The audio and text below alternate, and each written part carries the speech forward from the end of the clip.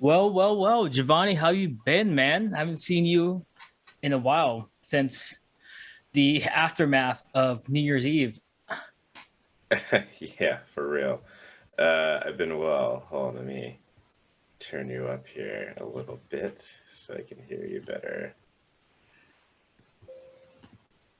Cool. Uh, I've been well, man. 2022 has been pretty cool so far. How about yourself? I've been good. I've been good. We survived the aftermath of New Year's Eve and the great spreading of fresh a Omicron. fresh start. Yeah, I mean, we definitely rolled the dice on that one, but I'm glad that we all came out unscathed and still alive, right? Yeah, no, I 100% agree with that. Yeah. Well, thank you for doing this with me today. For everybody who doesn't know, this is my good friend Giovanni. He also goes by as just Giovanni because it's all you need. That's right. That's what the doctor recommends. One daily serving. Yeah, and today we're gonna get to know him a little bit better. This up and coming DJ out in the San Francisco house and techno scene. This is not gonna be a podcast, so it's gonna be an interesting format. Let's see how this goes. And I guess I'm gonna have to start saying this now. If you like the conversation we're having, please like and subscribe if you can, or maybe comment down below. And that being said, Giovanni, please introduce us. Who is just Giovanni? Interesting question. Interesting question. Um, I mean, pretty much, I would say the most basic things about me is I'm pretty much just a dude from SF, San Francisco specifically. Um, Grew up here, was born in Orange County, brought up here when I was like a month old. Um, as far as like who I am, pretty much I would say the core of me is just a creative person. Uh, I DJ, I produce. Before that, I was playing guitar in a deathcore band. Um, I went to an art high school here for visual art. So pretty much creativity has always been the forefront of my life. Never necessarily been a career before, but with how things have been shaping up, I definitely think it's possible in the near future that music is my career, at least for, a couple of years, who knows, 15, 20, 30. We'll see where the wind takes it. But um, yeah, that's kind of me in a nutshell. Um, the most basic parts of me, I would say. Yeah, well, we could definitely get more to the grassroots of Giovanni later. But really, recently, you've been making moves in the current scene. Like I see you've been playing at like Halcyon, F8, Audio, I believe, right? Correct me if I'm wrong. I don't live in San Francisco anymore. I just see what is on social media. So, Yeah, no, not audio, but I played Monarch mhm. most recently, made my debut there, so that was pretty cool. Yeah, and what kind of music do you play? Uh, I know I just said it, but I kind of want to hear it from your voice. yeah, it's a good question. Like, so I mean, I always go with house techno acid, and that's In that particular order, where. or No, not per se. I mean, I think like whenever I first started, I tried to follow that order, or at least when I started to identify with that type of sound.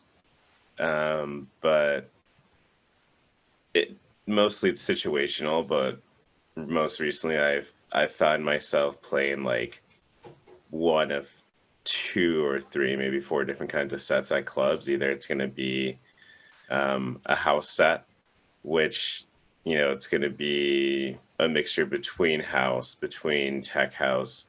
Um, Specifically, like the type of tech house that I like to play is more darker, groovier. It's going to have more like rolling basses or bass lines, I should say. Um, good example of these are like if you've ever listened to any of Galia's like old tech house stuff or Losing the It by stuff Fisher. that I've seen it. Losing It. yeah, totally. um, not quite, not quite.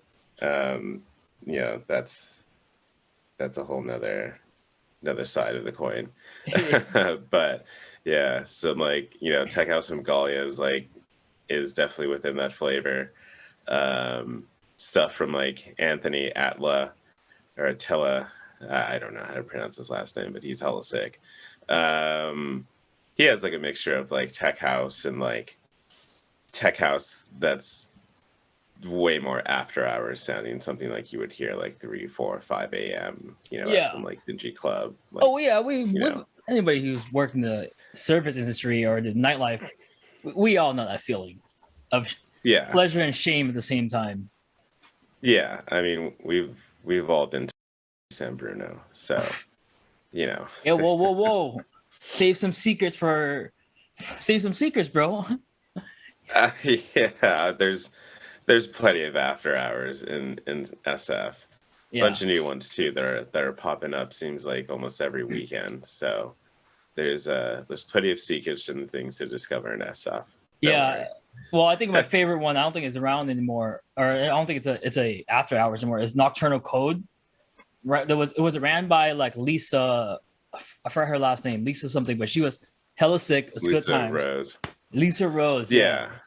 Yeah, yeah. They Um, still do stuff occasionally. but at I Monarch now, still get right? um probably. I Yeah. don't know. I think they had to go a little bit more legit since like they got raided and all their stuff got taken away. Yeah, I mean that'll do it. That'll Yeah. for sure do it. Yeah. Um, You know, but after hours was fun, you know. I will before we move away from this and maybe circle around back if we have time, but if if it's 5 o'clock in the morning and your friend turns to you and say, "Leave me, I just want to dance," don't leave him. Take him because he doesn't know what he's talking about.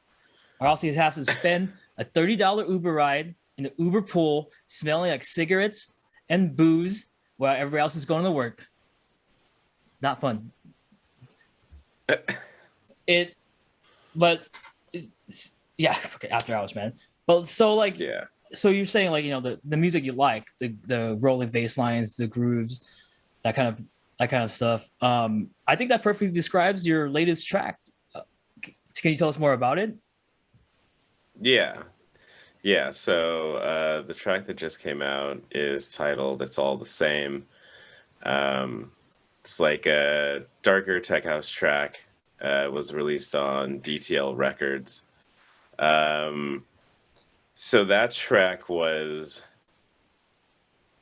So I have like a few tracks that are going to be released this year, and the next one that's going to be released was one of two tracks that I don't know which one came first, to be quite honest.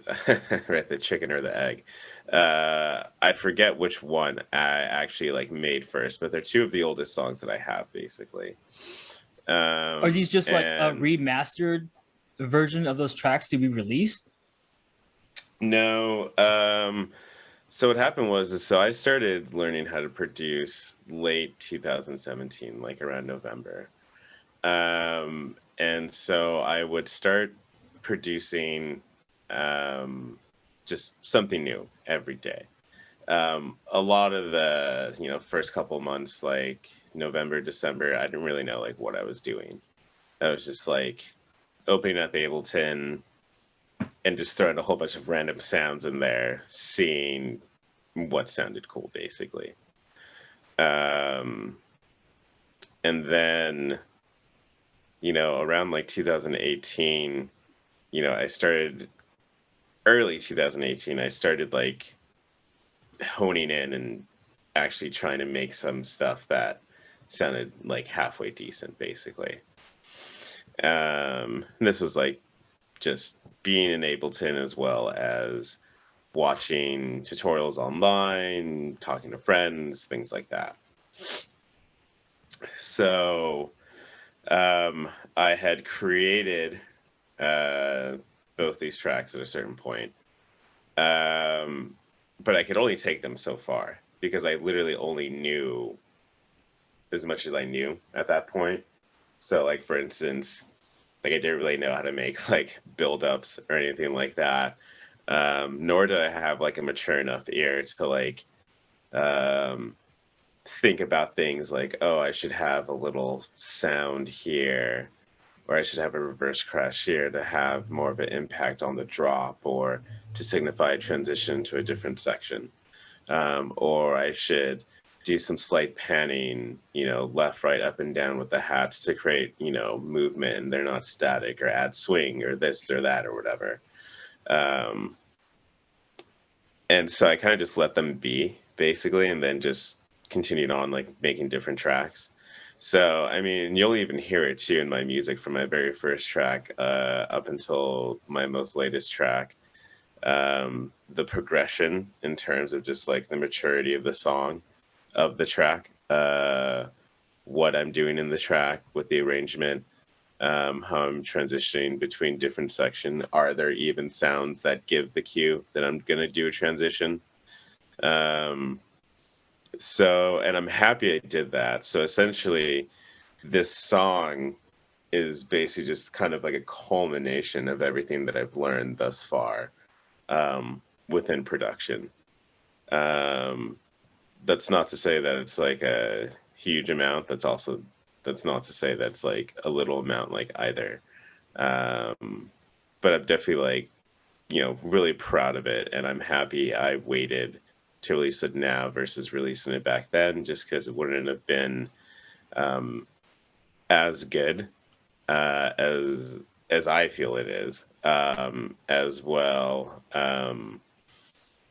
Have the maturity in terms of the sounds and kind of the overall tone that I was going for.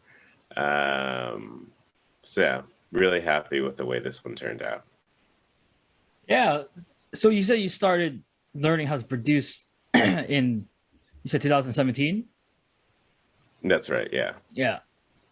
So what was the change? Like what was the catalyst for Giovanni to become just Giovanni? Like what happened within that time frame since then that made you learn all these sounds, or where did you learn and how? So Was it like I Fisher's like masterclass or something? that's actually what it was. I just graduated his master class. No, like so basically like 2016 went to Lib. That's where I got the name, like Just Giovanni. My friend Anthony Diamonds, he's the one who gave it to me.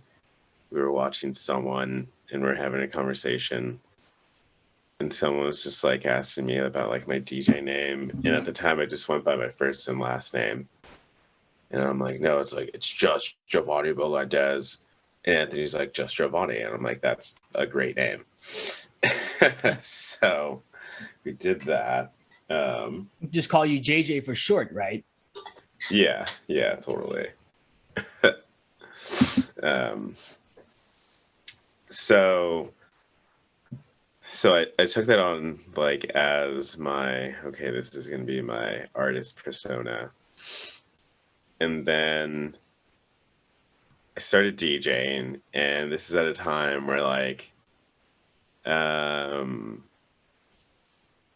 got like a few gigs here and there, and then 2017 we got monthly in Oakland. And so I was DJing pretty much like at least once a month. Um which like going from like, bedroom DJ to like partying to like playing gig like once a month, essentially being like a resident like at like this bar in Oakland. I was like, okay, like this is like pretty cool, right? And then we started getting just like different opportunities to play like different things. Um, and I just saw producing as the natural progression. But I didn't want to do it until I was like, okay, like this is like what I want to do, like type of thing, and go like all in with. Um, so once I knew I wanted to go all in with it, and there's not really like a specific like time that I remember, or that I can recall to be like, okay, that's when I was like, all right, let's go ahead and do this. I think it was just like 2017, like the end of it. I bought Ableton and I bought my ex DJ. And I think that for me was just kind of just like, okay, I'm going to take this like super seriously now, and try and really like hone my skills on this. And then, yeah, just began learning from there, really. Nice. So what, one day you just woke up and you're just like, you know what? I think I'm gonna start producing. Well, I mean, before that, like I had started taking DJing more seriously, and I wanted to get really good, wanted to get better. And then we were also like throwing events as well. So I think just like being kind of thrown into the industry and seeing what friends were doing, were making, I was just kind of like, I just need to start producing. I need to start making my own music because I know I want to make my own music. I know I can make my own music. I've done it before, different genre, different instrument, but now I have all the instruments and like all the genres, quote unquote. I was like, okay, let's like do this. And I think it was just a matter of just being ready to do it, being ready to pull the trigger. Maybe it was like me being like mentally like taking the time to commit to that. I really didn't want to like spend like hella money on something that I'm just like gonna fuck off with. And two, I just wanted to like know for myself that I'm doing this for myself, that this is like the next eventual step in what I'm trying to do, not something that I'm just kind of latching onto temporarily. So once I knew that, that's when I decided to start producing and learning how to make house music or techno or acid or whatever the hell you want to call it, electronic music. So, Well, yeah, because you well, when I first met you, I don't know what when I met you was it's kind of blurry during those times back in college. But when I first met you, I think you when you first started DJing, I think you mainly played a lot of trance music, right? It was like trance and psytrance like and I was playing deathcore. like and deathcore. I was playing like a lot of like electro, but then I'd also play like progressive house.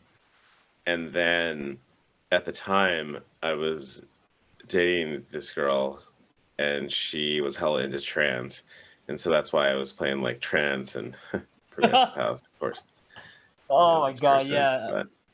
But Well, I will say the final mix you made was definitely an emotional one. It was in an emotional journey, I would say. so funny.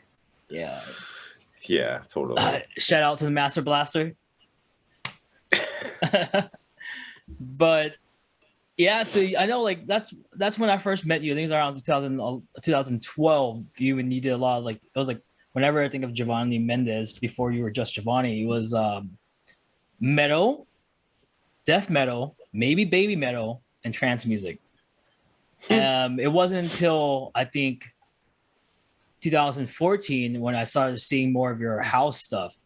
So I've always wondered if house was because I always wondered like what changed that made you go from trance to house. But I guess now I know women, right? No,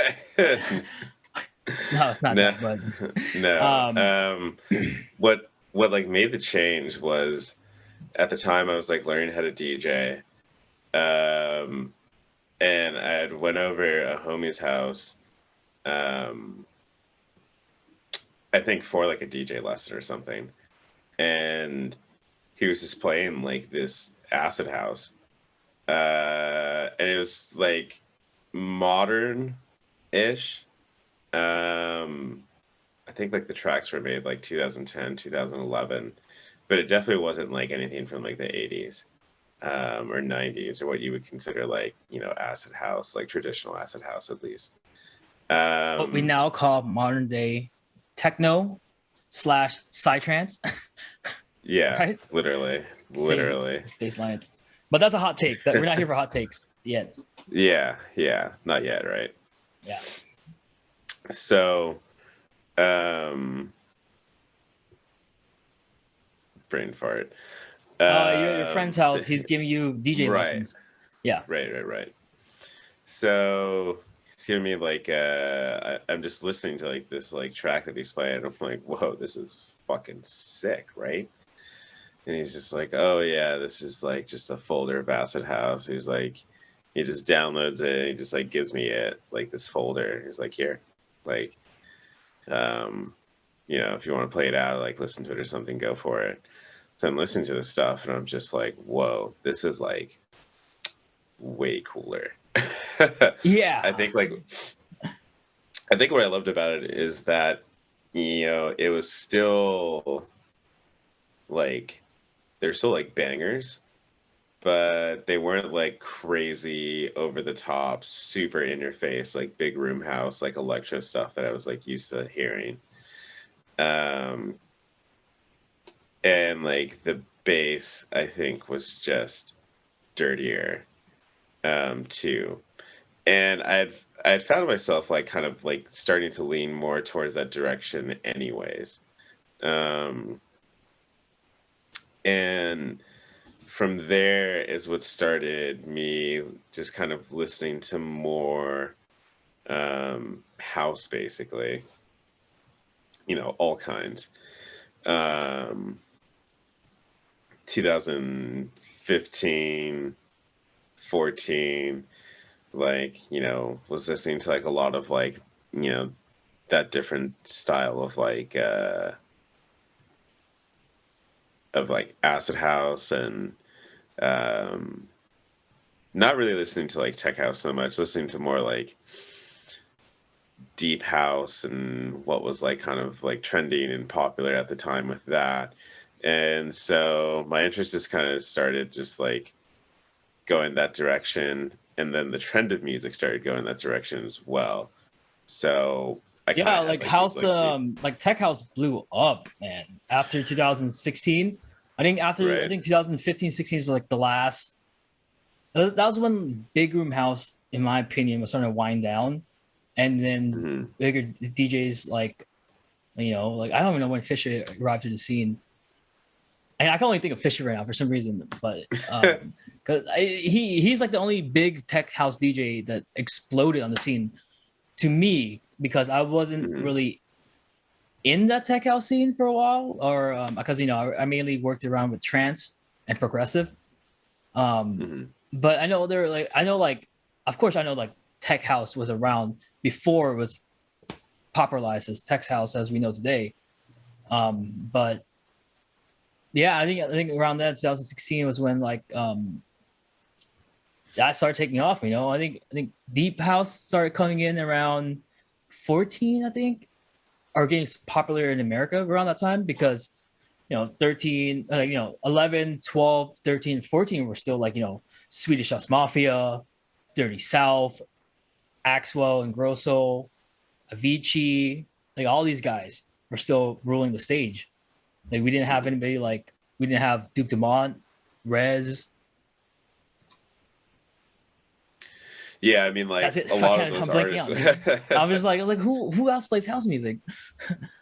Yeah, I mean like so many, right? But I mean a lot of those like artists were like, if they were playing like the big festivals or like the shows that we were going to, they were, you know, Electric either Forest, playing, right? right. Electric Yeah, Forest, totally. Lightning in a Bottle, Europe, not Yeah. America. Yeah. And like also too, like at that time I was still listening to like a lot of bass music too. Mhm. Um and I think it was just like this whole thing of like wanting to just hear more minimal stuff. Uh for the sole fact that because I was DJing, I needed more minimal stuff. And I needed more tracks that I could still play that were cool, but weren't like just bangers all the time that everyone like had heard of. Yeah.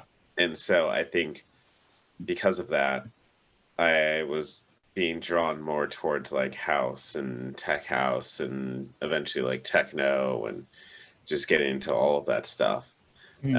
So like, and also too, like, you know, I would say I would like some of that stuff too, just like being at work and while I was working, just like listening to like mix mag sets or like watching them as well and like bowling room sets and just finding out about all these different DJs I hadn't heard of before.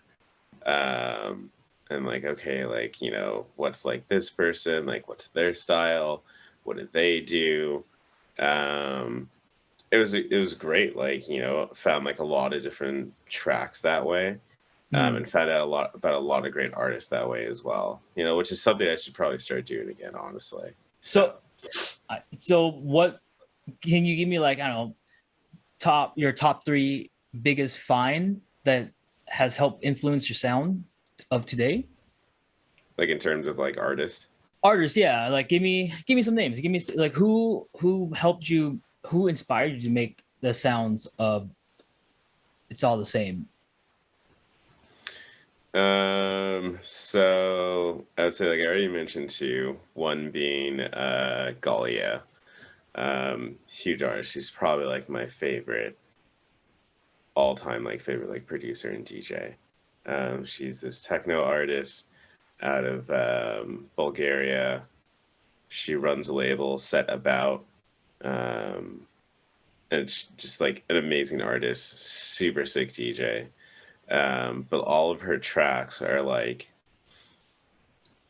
I'm like, wow, this like when I envision like stuff of making music and like how I kind of wanted like sounds and what I was like what I would go for, like that's what she's making basically. Now her stuff is techno and I haven't released anything that's techno yet. Definitely have those in the pipeline for this year for sure. But you know, be that as it may, you could still take the same sounds and apply them to like a tech house groove. You know what I mean? It's just kind of like more of arrangement and how you place things, tempo, BPM, blah blah blah.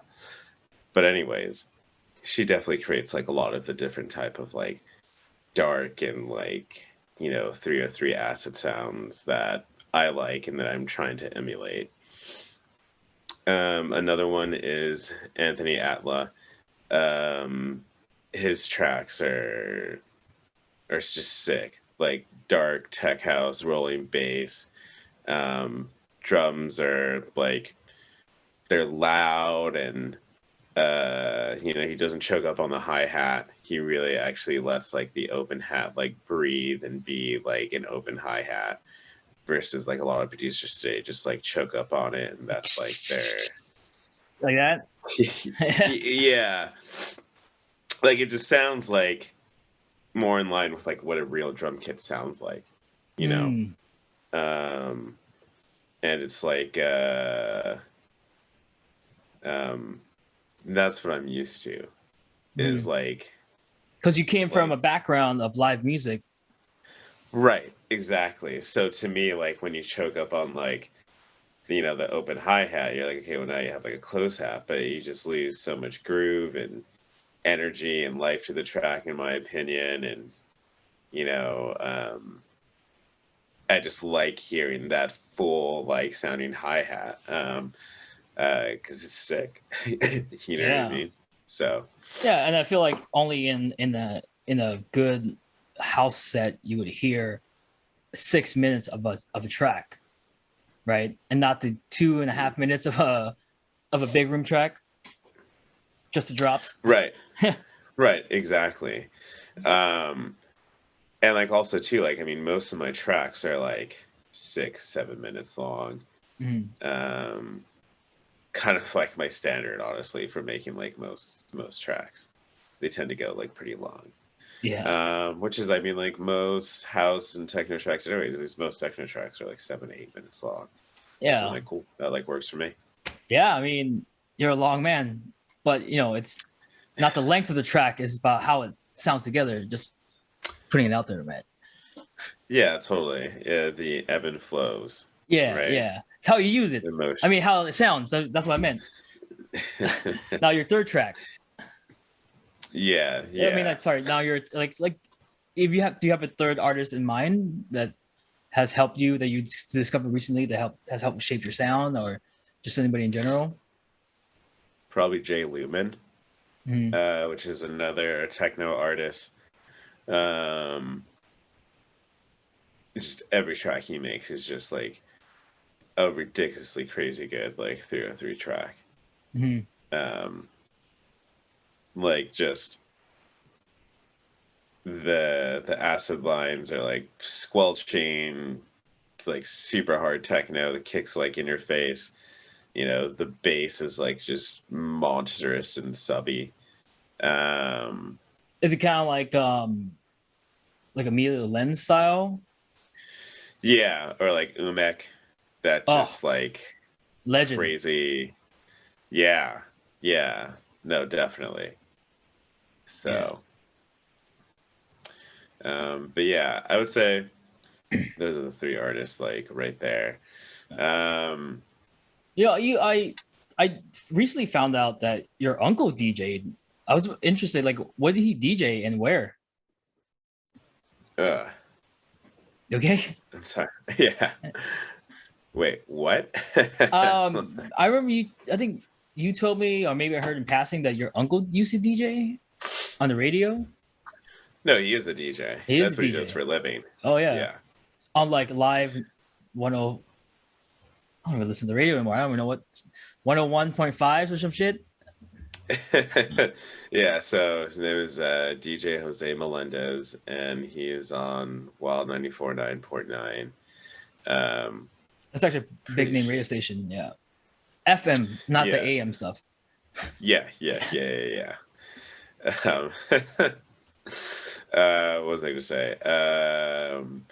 But yeah, so he's like a top 40 DJ, pretty much DJs at different clubs like every night. Like he's like an actual DJ.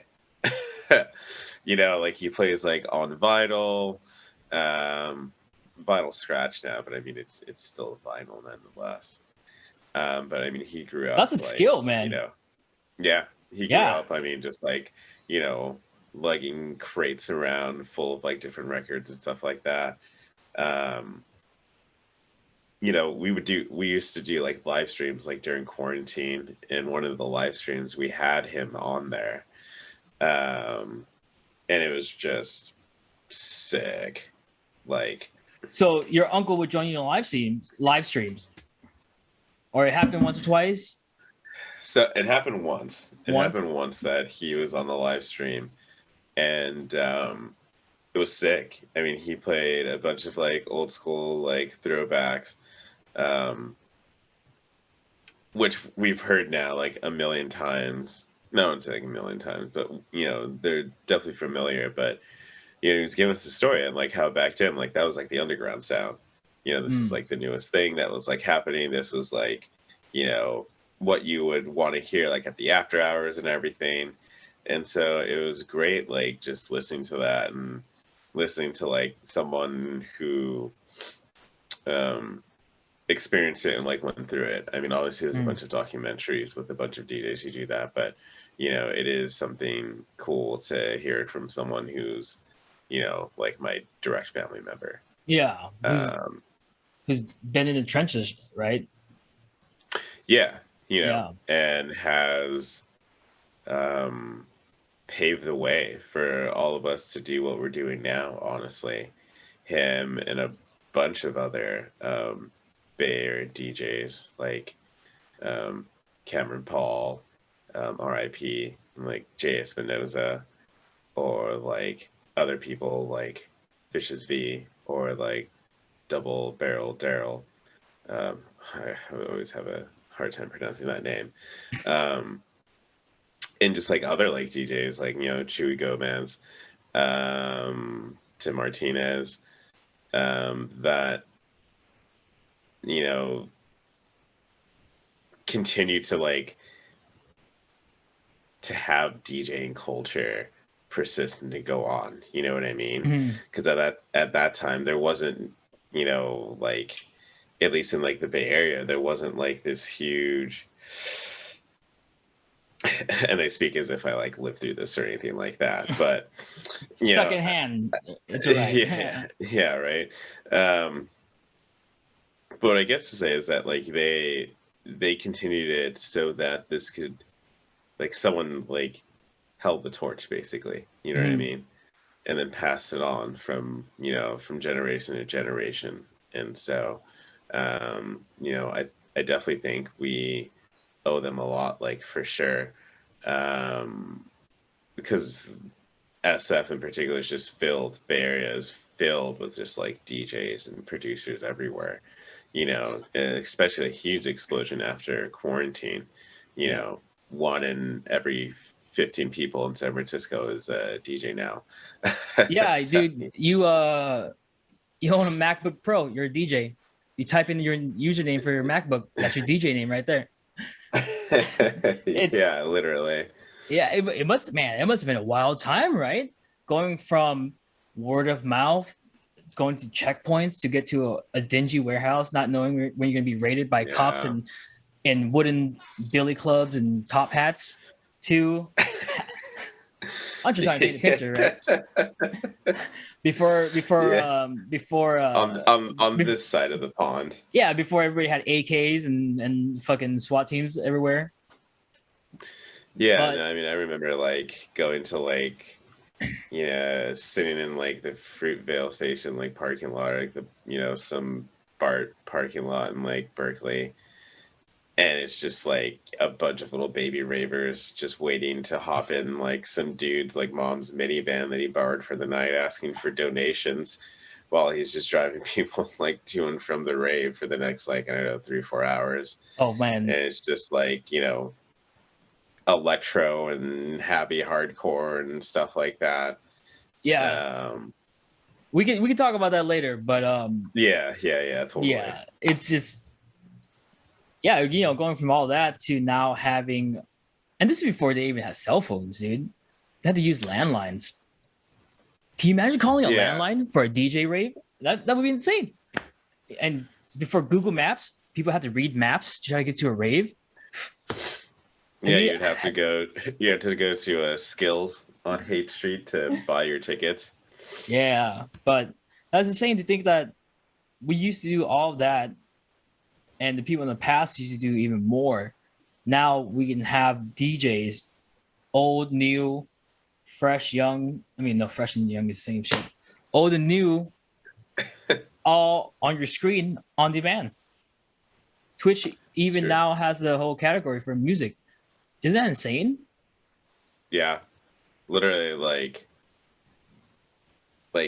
yeah, Yeah. crazy, like how like streaming kind of like changed like the game in that regard. But you know, now that like you can have all that stuff like on demand, which is like still cool, but with now like having like live music back in like venues, you know, it's almost become obsolete for a lot of people in the sense that well, it's like you don't even need this anymore. You can just like Yeah. go to the festival or go to like the venue, and Because just you go were see your doing, favorite because DJ. I know that you and then select few within, you know, your circle, you guys were pretty consistent with your DJing on Twitch. Um, Yeah, and I know I know you guys still do it. But so that's no longer a priority right now, right? So is everybody just trying to get to a club now, or pretty you? much. Yeah, it's just like having like live shows. I think the priority for everyone is to have live shows and to get the biggest gig you can. You know, escalate. Mhm. Um, play the biggest shows that you can. Hold on. So yeah, live streams, Take dude. two. Live streams. So live Yeah, streams. no. So live streams are not a priority anymore. Um, How do you feel about that? Does because it like? Do you think like? Do you miss doing live streams, or um, do you think it was like a like a necessary task? I don't want to say necessary evil, but like, what do you think was just like? just something of this time? I think streaming was definitely necessary, especially just for sanity. Mhm. Um, During the lockdown and most of the pandemic, I mean, we're still in it, but when things were way more locked down than what they are right now, more restricted. Um, so, but as things start to open up again, we can have more gatherings of people inside and outside and have, more and more people basically. Um, Live streaming still has its place for sure. Um, I just, I think it was so prominent because that was our only option. That was the best option we could get to, seeing, going to a festival, doing anything like that. Um, so in that regard, um, now I would say, um, it's uh, it's just something fun to do. Um, but here in the Bay Area specifically, San Francisco, uh, you really don't need to. There's so many events going on all the time. There's so many different crews now, so much opportunity for different shows and to do things here, that live streaming is like, yeah, you can definitely do it. And I'm not saying not to do it. Because I mean, I just like did one like a couple weeks ago for my release party. It was live stream. But it's all about like the live shows now. So Mhm. Are you gonna miss the audience interaction with the live streams? Because I know when you're at a show, like you get to see everybody face to face, but everybody's kind of drunk, dude, right? When you see them at yeah, home, you can have a little chat or just talk a little bit. yeah, no, I mean, I'm not asking you to compare those two because those two different feelings, right? But are you gonna no, miss it though? yeah. Are you gonna miss the comments section? I mean, like, it was always cool to have that within live streams because um, you can just have just a bunch of different interactions with a bunch of different people. Mhm. Um, and like we're all kind of just doing the same thing. And I guess the difference is like you could have these interactions while you're actually like DJing and stuff. And it just creates something like a bit more personal that way. Whereas like if you're doing it live, you can't really have a conversation while you're DJing live, at least not for like the whole entire thing. Yeah. Live streaming is just completely different. It's almost like, people tune in for you, for the personality, for the character, or whoever you are, basically. You have conversations with these people, you check up on them, you're seeing how you're doing. So, in that sense, there is a bigger sense of community. And I think that's, the whole thing behind like Twitch and stuff like that. Whereas, like, going to like the venues, yeah, you still have the community of people, but it becomes more of like Song requests. no, yeah, play Fisher. um, I think it becomes more of um, a sea of faces at that point. Not to say that like it isn't like special or cool to play to people live because it's like always amazing, but you're not gonna have the same type of interaction live while you're playing. I just don't think that's possible. Yeah, I mean, And I it's not get really, like, and it's yeah, it's not set yeah, up like that I've way been, either. I'm not a DJ, but I've been back there, like looking down onto the crowd. It's hard because everyone's just moving around. It's super dark. I'm surprised people can barely even read their CDJs. With the lights kind of in your face. Like I'm blinded right now. I have a light right in my face, so I can't imagine trying to see people in front of me. That'd be Yeah, so I mean, like, because it can be just like a blur sometimes. Um, Yeah, it's just not going to be the same type of interaction. But I mean, it's not like live streaming is like gone or anything like that. I think it's, you know, I think it's exactly like where it was right before like the pandemic, but like better or like Yeah. bigger because of like DJing and stuff like that. I think it exploded and like, every single person had like Zoom and OBS and whatever the hell else on their computer for like months at a time and, you know, house party on their phone and crap like that. Um, but now that we can have this interaction, live streaming, I think, has just kind of been delegated to being a backup. Mm. I guess if all else fails, and we still have that. So, I mean, would you say that live streaming is still a good opportunity for, like, say, a new and upcoming DJ? Or do you think that an up and coming DJ who wants to get his name out there should just be handing out links to his SoundCloud in front of a club on a piece yeah, of and paper? QR cards. Yeah. QR cards. I didn't even know that happened. Like back in my day, we did CDs, and then after CDs, people were handing out strips of paper with their SoundCloud link. So now that's crazy. I didn't even know people did that. Yes, I would say do both.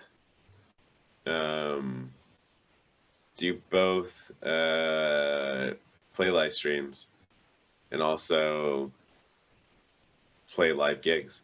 If you don't know how to get live gigs or live shows, live gigs, or don't know who to talk to, go on Facebook and like just look up different shows.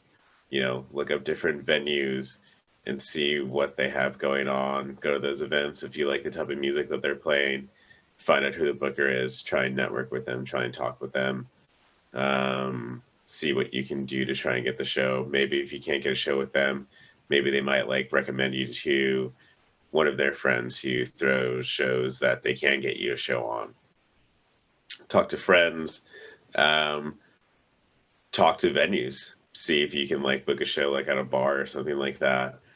Um, you know, especially like ones like, I don't know, I'm not gonna throw out any names, but just like just talk to venues, see what's up. I mean, I've seen, I've been to some parties and like you know dental offices, so like you can have them anywhere. You can have them anywhere.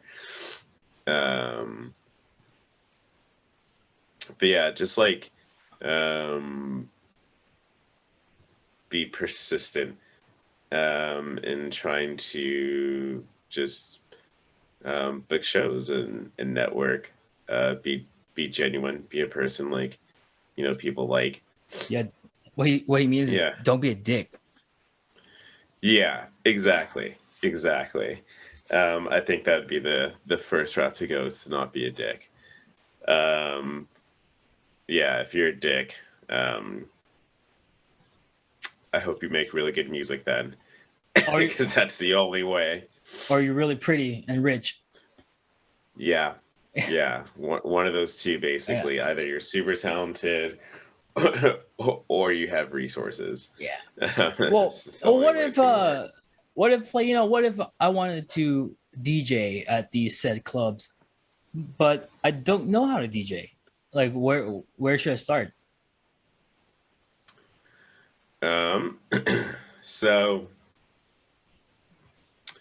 buy a controller. Um, get yourself either like a Tractor S2 or a Pioneer DDJ 400. BitTorrent. Both. What? I was like, oh, I clear my throat. I think a BitTorrent was stuck in there, but go ahead. Yeah. Well, these Buy are your these are stuff. yeah, those are physical pieces of hardware that you'll Oh, need to get. Yeah. yeah. It'll come with the software, so you won't need to pirate it at all. Yeah, it'd be the dongle. Um, Exactly. yeah. And what, like, go Um, to YouTube University? Yeah, pretty much. YouTube University is great. Which is legit. Like, YouTube University, I will put it out there. You can learn a lot of stuff from YouTube.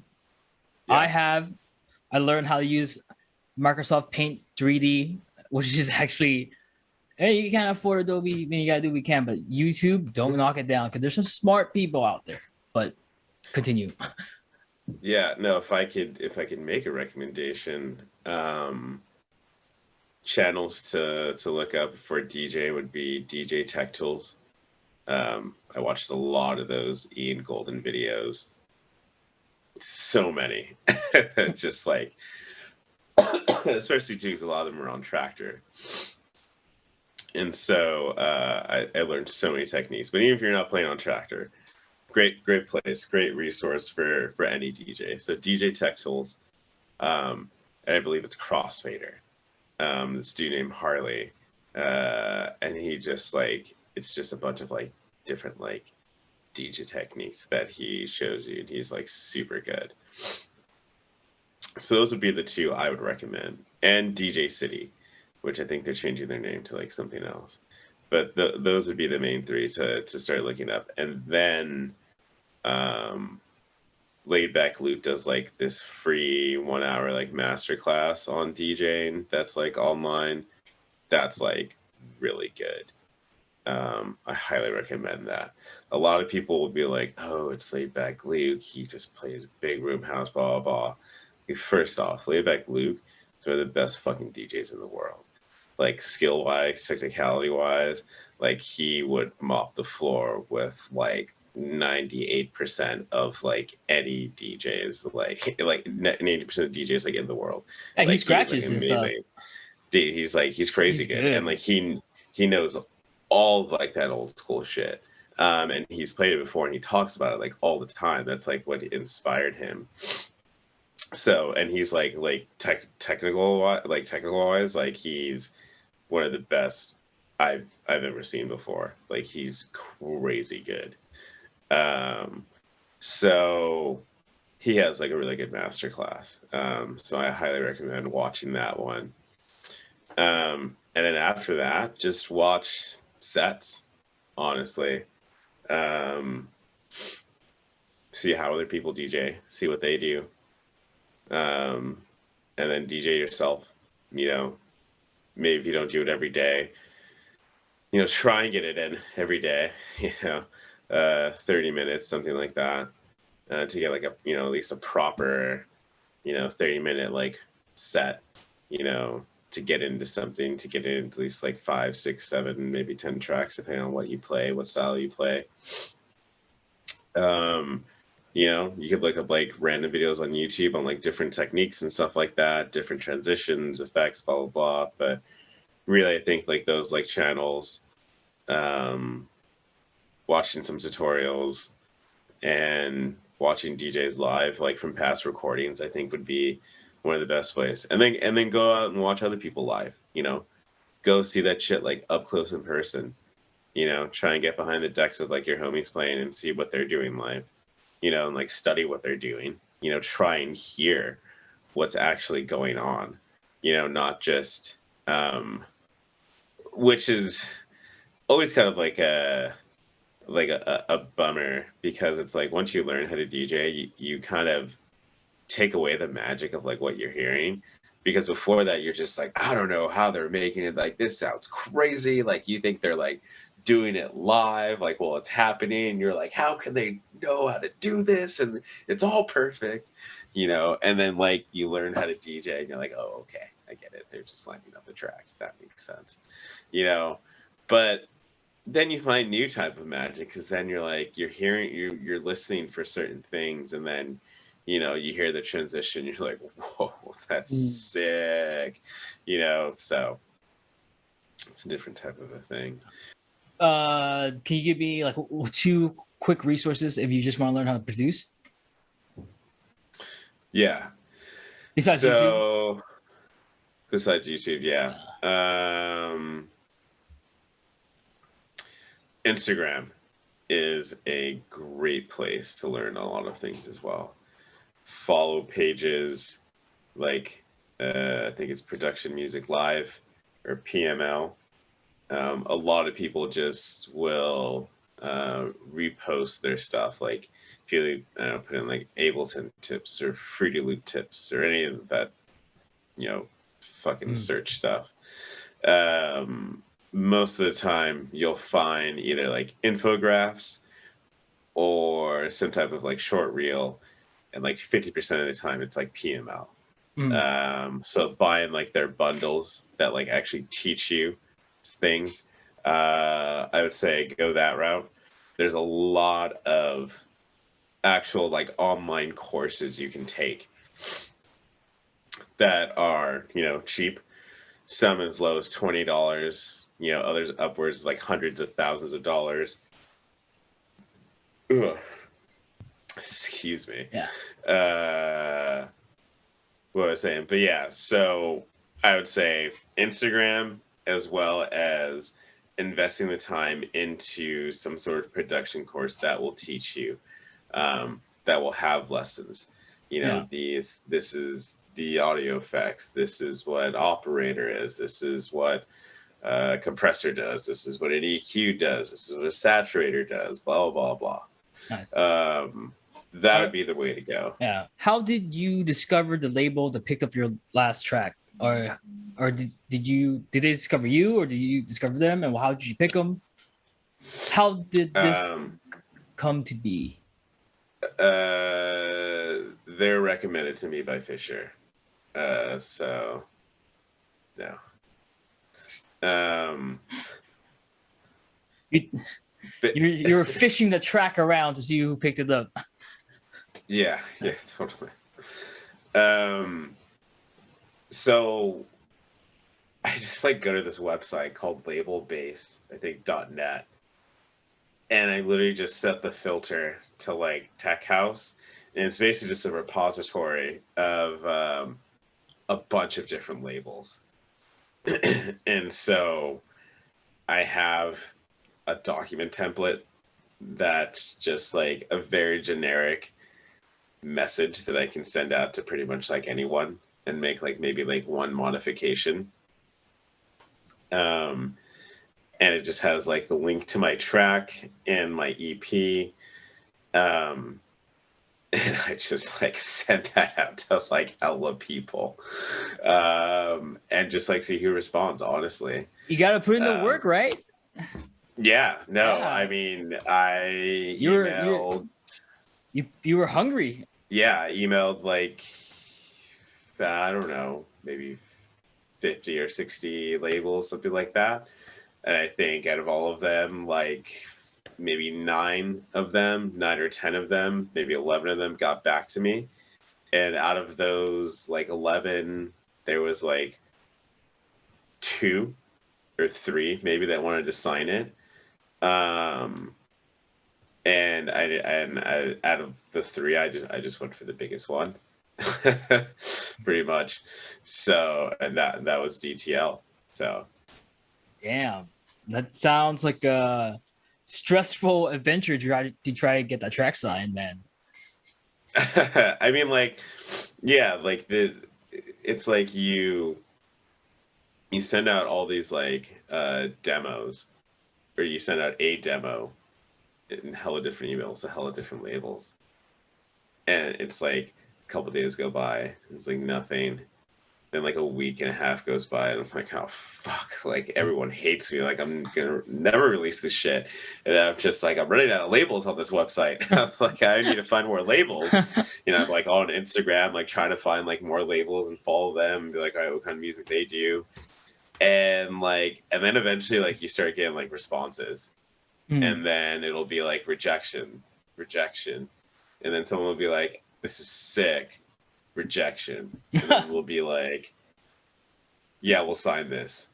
And then rejection. And they'll be like, yeah, we'll sign this too. And then you're like, okay. So then you see all the options you get after like 3 weeks or something. And you're like, all right, which one do I want to go with? Which is always a cool thing. And like you just look in, and I mean, for me, I pretty much just go with like what's going to be the best label like for me and for the track. And I'm super happy like with DTL, because I think like you know, when I was listening to their tracks and what they already have, it's definitely falls in line with what the track is, which is like a hard hitting, like dark tech house track, you know. And they release like house, like tech house, like and techno. You know, they do both. So, Damn, do it all, baby. Like the one-stop shop, target of underground. I'm just running out of fucking names here, man. Yeah. Yeah. No, and it's like it's been cool too because of this, you know, it's been my most successful track to date. It's gotten like it's gotten like great responses thus far on like Spotify and like, you know, great responses kind of like locally like here. And it's given me like opportunities to like labels have like reached out to me and they're just like, hey, like, you know, send us a track, we'll release it, we want to work with you, which is cool, you know. Hey, you know, to have that feeling where it's fucking sick, bro. You're legit a real DJ now. You're not just a MacBook owner, right? Yeah, I can, you know, maybe, you know, who knows, maybe 2022 is the year when I you know, I follow my 1099 as a DJ, as a producer. Shit. For you kids who don't know what 1099 is, it's for an independent contractor to make money, or it's basically how the government takes your money. But yeah, for being an independent contractor. All right. Anything we should look out for? Any news about JustJovani? Yeah, well, I'm playing so I'm playing F8 tonight. But People I are mean, probably aren't going to see it in time, but yeah. Playing F8 the following week. And playing Halcyon on the 22nd. So if you're in San Francisco, please come to F8. Or the Halcyon's going to be Halcyon's first day party since the pandemic. Chris Stucci is going to be playing, so it's going to be a good one. Yeah. And then I'm opening. So yeah, I'll get all the links, so you can send me the links. I can't get you on guest list. Whoever's trying to get on guest list through me, but hope you guys can make it. Yeah. All right. And I guess that's all the time that we have today. Thank you so much for sitting down with me, Giovanni. Hopefully we can do this again. Maybe dive more into. I want to hear some stories of the underground DJ struggling, trying to make it, slaying off groupies. Stories. I want to hear that. The dirty. I want to hear the dirty, dude. The grimiest stories from the crack house of Oakland to the fucking back room of Monarch, dude. I want to hear it all. But I guess we will save that for next time. Have fun tonight. To be continued. To be continued. And if you liked this video or enjoyed our conversation, give us a thumbs up, like, subscribe, comment. I hate saying this bullshit, so just do it, man. All right. Thank you, guys. Later.